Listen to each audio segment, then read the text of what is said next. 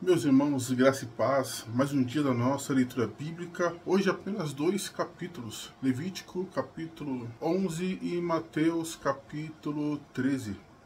Eu vou tentar ser bastante específico quanto a as nossas considerações de hoje, para apenas realmente dar um pouquinho de luz aos propósitos centrais dos textos da nossa leitura. Então, em Levítico capítulo 11, o texto vai tratar, podemos colocar, de um tema central: ser santo como o Senhor é santo. Então, o primeiro ponto que vamos destacar é justamente acerca da alimentação. O texto vai especificar animais terrestres, aves e também peixes, assim como insetos. Então, a primeira ideia é entendermos que esse conceito de animal puro ou impuro é realmente anterior ou bastante anterior à lei. Gênesis capítulo 7, quando Noé foi separar os animais, haviam animais já puros e animais impuros. Então essa é uma tradição bastante antiga. Então, para a alimentação do povo, o animal terrestre deveria ruminar e ter as unhas fendidas. Se tivesse um e não tivesse o outro, não poderia comer. Era considerado animal impuro. Acerca dos peixes, por exemplo, ou animais marinhos, tinha que ter barbatana ou nadadeira assim com escamas. Então, peixe de pele, por exemplo, que não tem escama, era considerado impuro, assim como crustáceos, enfim, outros animais também eram considerados impuros e impróprios para a alimentação. Sobre as aves de rapina, aves que se alimentavam de cadáveres, também estavam completamente fora da alimentação judaica, alimentação do povo. Sobre os insetos, temos, por exemplo, o gafanhoto, que se poderia comer, né? Quando o texto fala acerca de João Batista, que comia gafanhoto silvestre com mel. Então, essas são algumas diretrizes acerca da alimentação. E isso é importante para o povo, tratava acerca de saúde e também da pureza cerimonial. O texto continua no versículo 24, falando acerca do contato com corpos, contato com cadáveres de animais, sejam puros ou impuros, era totalmente proibido. Quem tocasse em determinados animais se tornava cerimonialmente impuro até o final do dia. E para tornar-se novamente ser puro, precisava passar por um rito de purificação.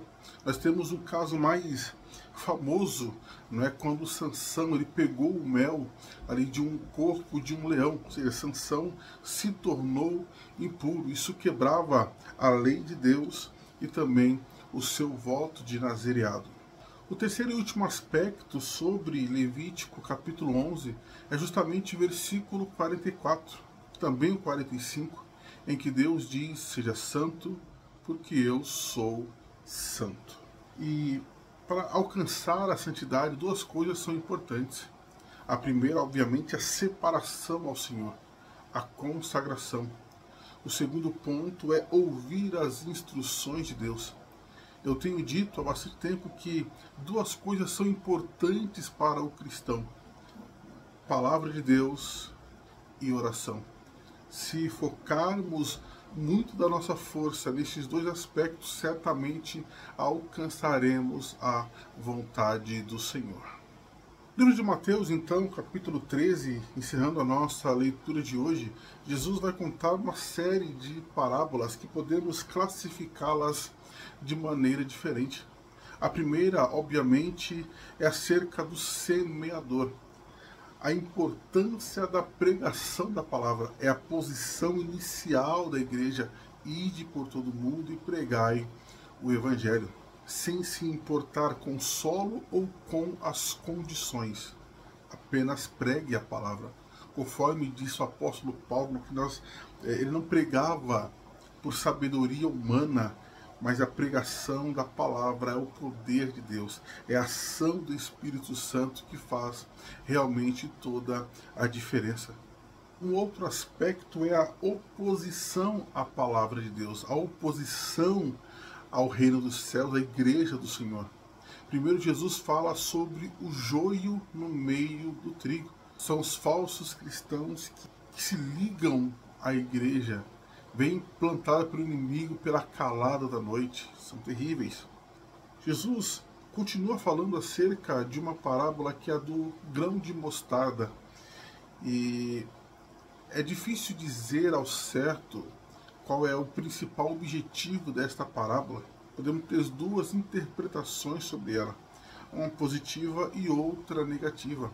A positiva é que o reino dos céus pode não ter valor para muitos, uma semente muito pequena, mas que transforma em um grande arbusto. Uma outra posição seria negativa, em que aponta um crescimento da igreja, mas que pode ser um crescimento falso. É uma possibilidade para esta parábola. A próxima parábola, Jesus fala sobre o fermento, que ele contamina a massa. É justamente os falsos ensinos, as falsas ideias, as falsas doutrinas que são muito difundidas hoje no meio cristão. Então, se devemos tomar cuidado com o joio, devemos tomar cuidado também com os ensinos que muitos têm pregado por aí, dizendo que é verdade, dizendo que é palavra de Deus. O outro conjunto de parábolas são as três últimas. Jesus fala sobre o tesouro escondido, a pérola e a rede. O tesouro escondido, ou tesouro particular, diz respeito justamente a Israel. Êxodo 19, 5. Se eles ouvissem a voz de Deus, seriam propriedade particular de Deus. Então essa primeira parábola diz respeito a Israel. A segunda diz respeito à igreja, em que ela é alcançada pela graça de Deus. Jesus fala que é o homem negociante que busca a pérola, ou seja, é a igreja, aqueles que foram já alcançados pela graça de Deus. A última diz respeito a uma rede, uma grande rede que pesca todo tipo de peixe. É justamente a pregação da palavra feita pela igreja do Senhor. Então, essas são as considerações acerca dessas parábolas. Jesus pergunta aos seus discípulos se eles compreenderam, disseram que sim.